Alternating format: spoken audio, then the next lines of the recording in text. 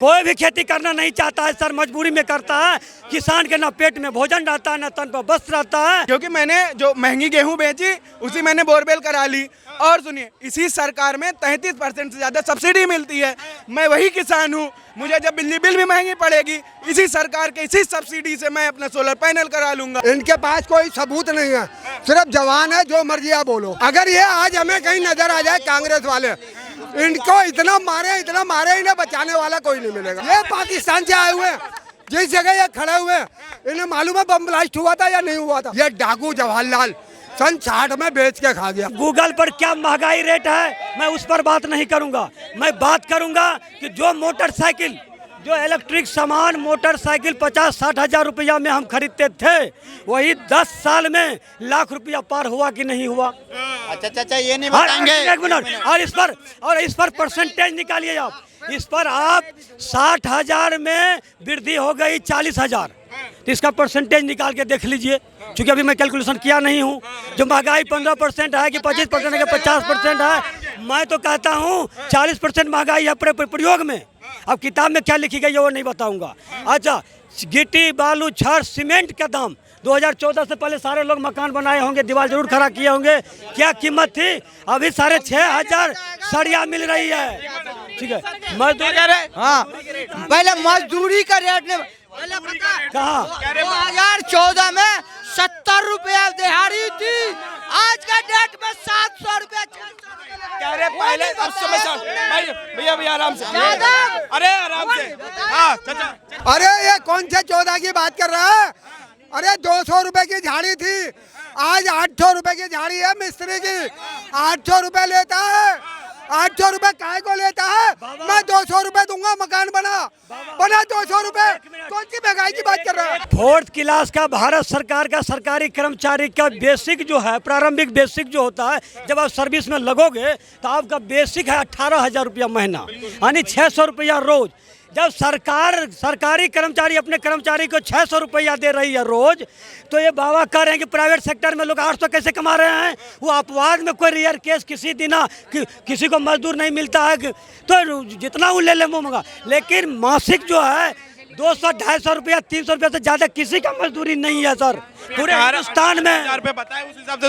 18,000 रुपया सरकारी आदमी की बात बता रहा हूँ, सरकारी आदमी का आंकड़ा दे रहा हूँ। 600 रुपया रोज सरकारी आदमी को मिलता है, प्राइवेट में आदमी को 300 रुपया रोज मिलता है। 300 रुपया। हम क्या कहेंगे? प्राइवेट में 300 रुपए मिलता है। हम बात कर लेते हैं जमीनी पे। भैया इनके पास कोई सबूत नहीं है, सिर्फ जवान है, जो मर्जी आप बोलो। सुनिए,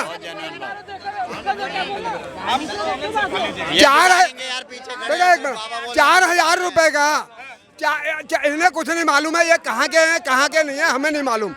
हम यहाँ के दिल्ली के 4,000 रुपए गरीबों को ऊपर जुर्माना होता था, रेहड़ी पटरी वालों के ऊपर। अगर ये आज हमें कहीं नजर आ जाए कांग्रेस वाले, इनको इतना मारे इन्हें बचाने वाला कोई नहीं मिलेगा। हाँ, क्यों कि आज मोदी के राज में सिर्फ 200 रुपए का जुर्माना होता है। और दूसरी चीज, हमारी उम्र गुजर गई लड़ते लड़ते, सन 57 से हमें आज तक जीने का अधिकार नहीं मिला। मोदी ने हमें हर रेहड़ी पटरी वालों को वो सर्टिफिकेट दिए, यानी जीने का अधिकार। और सर्टिफिकेट देने के बाद में उनने 10-10 हजार रुपये भी दिए, फिर 20-20 हजार दिए।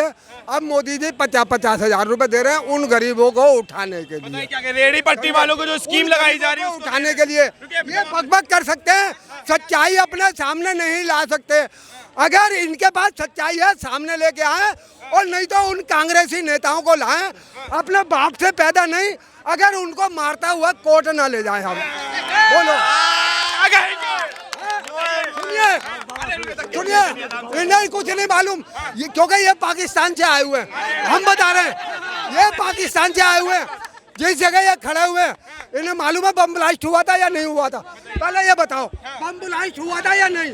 बाबा बोले दीजिए ना। हुआ था। जाओ यहाँ से, अरे जाओ यहाँ से। हुआ था, हुआ था तो कब हुआ था?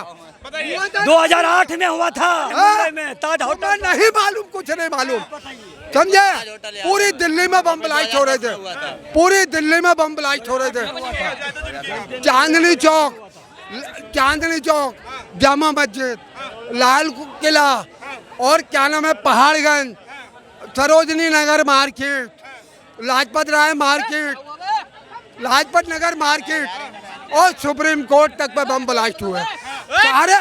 सारे सबूत हैं हमारे पास, ये दे सकते हैं एक सबूत। बताइए क्या कहेंगे? एक सबूत जवाब ले चाचा, बताइए क्या कहेंगे? है एक सबूत तुम्हारे पास? क्या सबूत नहीं है? क्या नहीं सबूत है बताइए। पहले कुछ रखो अपने पास। और सुनो, नहीं हो रहा है। सुनिए, अरे सुनिए, 7 नवंबर सन 66 में पार्लियामेंट पे इन डाकुओं ने 10 लाख लोगों पे गोलियां चलवाई थी। मालूम है तुम्हें? ये डाकू नहीं, ये आतंकवादी हैं, आतंकवादी जिसकी तुम बात कर रहे हो, ये आतंकवादी हैं, समझे?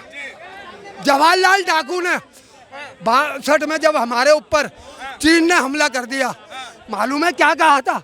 कुछ है मालूम? महिलाओं के जेवर उतरवा लिए थे। कहता है कि भाइयों बहनों, देश को खतरा हो गया है, रुपया पैसा सोना चांदी हीरा मोती दान करो।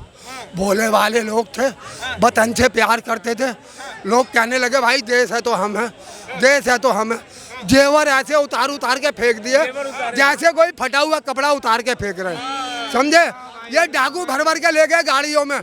आज दुनिया में चौथे नंबर पे सबसे अमीर कौन है?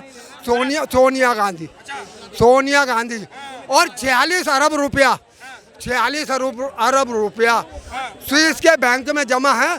12 साल पुराना पेपर है मेरे पास, 12 साल पुराना। 46 अरब रुपया राजीव गांधी का जमा है, समझे? पूरी दिल्ली में ट्रेन चला करती थी, एक आने में घूमा करते थे। ये डाकू जवाहरलाल सन 60 में बेच के खा गया। सन 60 में जवाब ले लेते थोड़ा। बाबा 1 मिनट बाबा, जवाब ले लीजिए। आपने सही कहा, सही कहा, ठीक है। उनका पैसा बोले इतना खोलूंगा। ये प्राजी, ये प्राजी है ना, प्राजी। इनको भी बाबा सुनिए ना, बाबा दादा थोड़ा सा जवाब सुन लेते हैं। कहा बाबा सुनिए ना, आपने कहा स्विस बैंक में है, मोदी जी भी ने कहा था काला धन जमा है, तो उसी काला धन लाने के लिए ने इसको वोट दिया, प्रचंड बहुमत से 10 साल सरकार में रखा, तो काला धन क्यों नहीं लाया और 15-15 लाख क्यों नहीं दिया? अरे 65 साल इन डाकुओं ने राज करा है, कम से कम इसे 20 साल तो राज करने दो।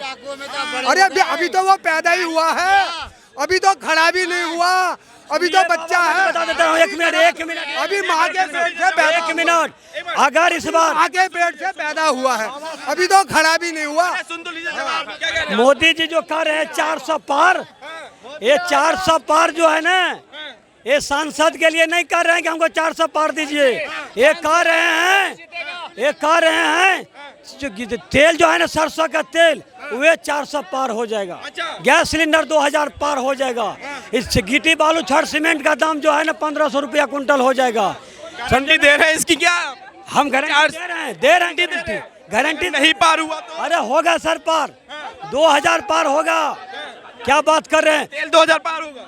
जब पेट्रोल 100 रुपया पार हो गया, स्टेनों के बाद देखिएगा 150 रुपया तेल खरीदिएगा, 150 रुपया पेट्रोल डीजल मिलेगा आपको, 150 रुपया। आप किस खेत में हैं आप? अच्छा, समझे कि नहीं? गारंटी दे रहे हैं कि मतलब कैमरा ऑन है, गारंटी दे रहे हैं 150 पार होगा पेट्रोल। हाँ गारंटी दे रहा हूँ, इसलिए कि 10 साल में मैंने देख लिया ना। इन्होंने कहा था कि बहुत बड़ा महंगाई का हमारी सर मोदी सरकार, महंगाई पर इन्होंने जो पूरे गला फाड़ के भाषण देते थे। यहाँ हमने प्रधानमंत्री का भाषण सुना। महंगाई पे बात करें, मेरा एक सवाल का जवाब दीजिए। 2003 में पेट्रोल का क्या रेट था? इनकम नहीं 2003 पर क्या रेट था आप बताइए? बता दीजिए। हैं 2003 में कितना होगा? 35 रुपया 40 रुपया लीटर होगा। कितना अब जो कांग्रेस छोड़ के गई तब कितना था? हैं कांग्रेस जब छोड़ के गई तब कितना था? 60-65 था, 76। कितना डबल हुआ? चलिए ना, महंगाई तो भैया कोई नहीं रोक सका है। क्यों नहीं? मोदी सर एक मिनट, अरे मैं सर चिल्लाइए ना, बहुत फेक बात करिएगा। अभी गेहूं कै रुपए लीटर किलो है? आटा है 22 रुपए ना। और इसके पहले जब मोदी सरकार थी, ठीक, अभी कितने रुपए बिक रही है? 18 से 22 रुपए किसान का बिक रहा है। धान 18 से 22 रुपए किसान का बिक रहा है। सन 2014 के पहले 6 रुपए 60 रुपए किलो धान गेहूं बिकता था। 14 रुपए का गेहूं और 8 रुपए का 7 रुपए का धान बिकता था। आज वही गेहूं 22 रुपए 24 रुपए बिक रहा है, इनकम नहीं हो रहा है, उधर से भी तो इंक्रीज हो रहा है। किसानों की एक मिनट कितना किलो गेहूं बेचेगा? देखिए हमारे देश में औसत एवरेज है जो 1 मन का कट्ठा होता है। पंजाब जो है सबसे ज़्यादा जो है प्रति हेक्टेयर उपयोग जाता है, लेकिन देश का जो औसत एवरेज है 1 कट्ठा में 1 मन। कितना किलो गेहूं बेचेगा जो 1 लीटर डीजल होगा? इनको पूछिए। हम बता रहे हैं, हम बता रहे हैं। पहली बात, ठीक, मैं जहाँ से सुल्तानपुर से हूँ, मेरी पूरी फैमिली खेती से है। इसके पहले मेरे बाबा जमींदार थे, तो खेती मुझे बहुत अच्छे से पता है। ये जो डीजल की बात कर रहे हैं, हम वही गेहूं बेच के 1.5 लाख में समरसेबल के बोरिंग करा लिए हैं, ठीक, अपने हर चक पे। तो हमको तेल से, मेरे को तेल से ज़्यादा मतलब है नहीं, ठीक, क्योंकि मैंने जो महंगी गेहूँ बेची उसी मैंने बोरवेल करा ली। और सुनिए, इसी सरकार में 33% से ज़्यादा सब्सिडी मिलती है। मैं वही किसान हूँ, मुझे जब बिजली बिल भी महंगी पड़ेगी, इसी सरकार के इसी सब्सिडी से मैं अपना सोलर पैनल करा लूंगा। तो मुझे वहाँ जाना क्यों? ये सारा बता दिया। क्या बताएगा? अगर यही बात होती तो पूरे देश का जो है ना किसान धरना पर नहीं बैठते और 700 किसान शहीद नहीं होते। क्या एमएसपी दे दे सरकार? एमएसपी की क्यों नहीं देती सरकार? नहीं, आप ये बताइए क्या खालिस्तान से फंडिंग नहीं आई? क्या खालिस्तान से क्या बाहरी लोगों का इन्वॉल्वमेंट उसमें नहीं दिखाई पड़ा किसान आंदोलन में? क्या खालिस्तान से उसमें क्या पैसा नहीं आया बाहर से? अरे रुकिए, देखिए एमएसपी की बात करें ना, कि इसी दिल्ली में किसान का प्रोटेस्ट हुआ था, सबने देखा था, ठीक, उसमें सबसे ज़्यादा पंजाब के थे। और देखा जाए सबसे ज़्यादा एमएसपी पंजाब के ही किसानों को मिलती है, ठीक, तो सबसे ज़्यादा वो भी थे। ओवरऑल किसानों का जो पूरा मुद्दा था, आपको भी पता है कितना एमएसपी पे था, कितना किस चीज़ पे था, कौन सा किसान मर्सिडीज से आके प्रोटेस्ट करता है, वो सब ने देखा था। तो उस चीज़ को इसमें तो ना घुसाया जाए तो ज़्यादा अच्छा होगा। बताइए, आपके पिताजी नहीं गए प्रोटेस्ट में? नहीं भैया, मेरे, हाँ, प्रोटेस्ट कब हो रहा था? पहला प्रोटेस्ट तब गेहूं बोया जा रहा था, मटर की थी, ठंडी का मौसम आया था, जब ठंडी का मौसम था, जब पहला प्रोटेस्ट हुआ था, जब दिल्ली पे 26 जनवरी को झंडा उंडा तोड़ा था, उसके पहले यहीं हुआ था प्रोटेस्ट। उसके पहले से मेरे बाप, मेरे खेत है, ठीक, वहाँ पे गेहूं, मटर, चना की बुआई हो रही थी। कौन सा किसान अपना खेती छोड़ के सड़क पे आएगा? एमएसपी मुझे कब मिलेगी? जब मैं अपना फसल बेचूंगा ना, और फसल बोने के समय में मैं आके लड़ रहा हूँ, सरकार से लड़ रहा हूँ, झंडा तोड़ रहा हूँ, तो कौन सी एमएसपी? उस साल तो मेरी खेती नहीं। मैं आपके पास हूँ, क्या कहेंगे? एक चीज़ को बताइए, ये खेती को बहुत समझ रहे हैं, तो इस देश के किसान लोग किसान बनना क्यों नहीं चाहते हैं? तो अगर किसी खेती बढ़िया है तो माननीय इस देश के गृह मंत्री माननीय अमित शाह जी अपने बेटे को बीसीसी का सेक्रेटरी क्यों बना दिया? किसान क्यों नहीं बनाया? इससे पूछिए।